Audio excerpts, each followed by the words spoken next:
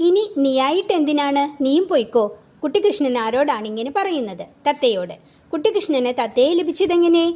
ഒരു ഉച്ചനേരത്ത് ഉമ്മറത്തെ ചാരുകസരയിലിരുന്ന് കുട്ടിക്കൃഷ്ണൻ മയങ്ങുകയായിരുന്നു. കാക്കകളുടെ വലിയ ശബ്ദവും ഒരു പശുക്കുഞ്ഞിന്റെ കരച്ചിലും കേട്ട് ഉറക്കമുണർന്ന അയാൾ ഒരു തത്തക്കുഞ്ഞിനെ കാക്കകൾ ആക്രമിക്കുന്നതാണ് കണ്ടത്.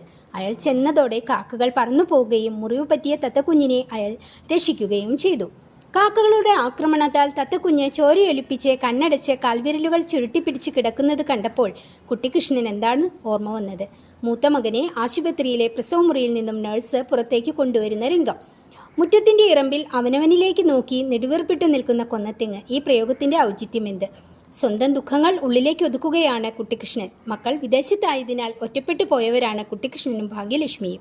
വേദനകൾ അയാളിൽ നിന്ന് നെടുവീർപ്പായി ഉയരുന്നു. അതുപോലെ മുറ്റത്തിന്റെ ഇറമ്പിൽ ഒറ്റയ്ക്ക് നിൽക്കുകയാണ് ആ കൊന്നത്തെങ്ങും. ആരോടും പരിഭവവും പരാതിയുമില്ലാതെ ഒറ്റയ്ക്ക് നിൽക്കും.